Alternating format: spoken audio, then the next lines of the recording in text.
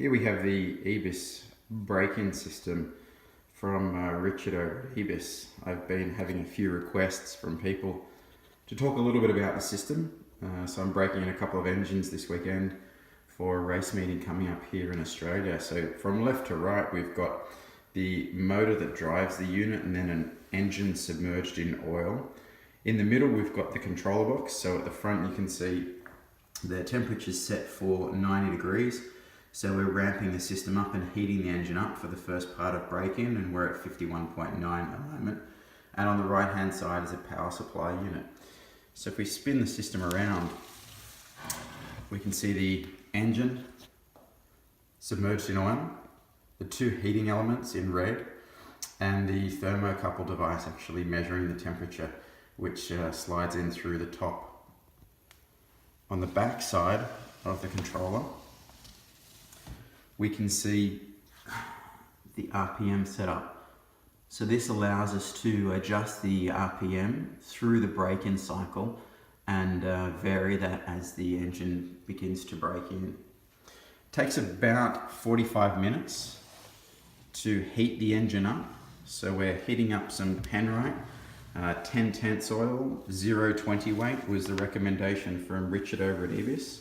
And there's a number of oils that can be used for the process.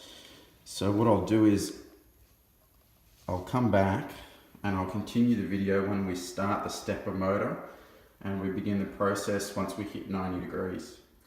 I thought it's worth mentioning just how impressive the quality of the system is. So I have been playing around with Didier Perrin over the last couple of years with engine break-in systems and engine break-in benches, controlled by microprocessors, and Richard at EBIS has certainly taken this to another level. The machining here is without peer. I mean, it is absolutely brilliant. You can see from, the detail here, it's all being machined from solid aluminium block. All of the parts fit absolutely perfectly. And the system really runs as a total solution. He's thought about everything and he's engineered it beautifully. It's a really, really brilliant system. So how it works anyway is the engine's submerged in an oil bath. We've got an OS Spec 2 that we're breaking in here. The back plate's been removed, the head's been removed, the button's been removed, the shims, they're out. And we've got a custom piece that obviously holds the sleeve in, and you can see the top of the piston there. And what will happen is the stepper motor will activate once the engine and the oil is heated up to the desired temperature. And then you'll see the piston begin to cycle through the sleeve at a low RPM to start with, and then we'll increase the RPM through the process. And really what this is going to do is it's going to match and lap the piston and the sleeve together and do the break-in process for us, not under any load. And I think that's what's really one of the most impressive things about this is we're not doing it in a car, we're not doing it on a break-in bench, with a propeller where we're loading up the conrod or anything here. Everything's under the least load possible. And I like the opportunity to be able to break in all the engines exactly the same, so you can match the break-in process of every single engine you do, which for me is really good. Really, really impressed with it. All of the cabling, very, very high quality. It looks really good. It's going to work and last really well.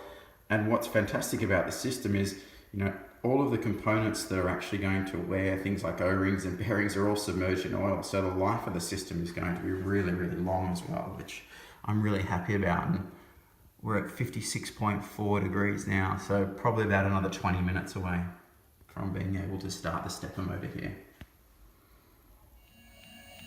All right, we're back. The break-in process has begun. We are at a couple of hundred RPMs and the engine and oil have all heated up. Pistons cycling through the sleeve nicely there, and the break-in process was begun.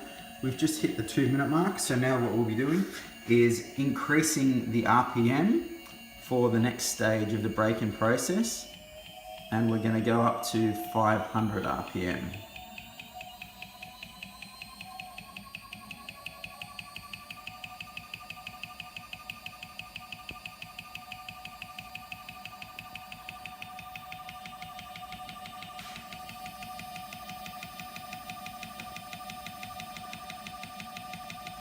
And there we go, piston's pumping away. Everything's nice and warm. We're at 90 degrees. We'll back the temperature down over the next half an hour. We'll bring that back to 80 degrees and we'll finish the running process.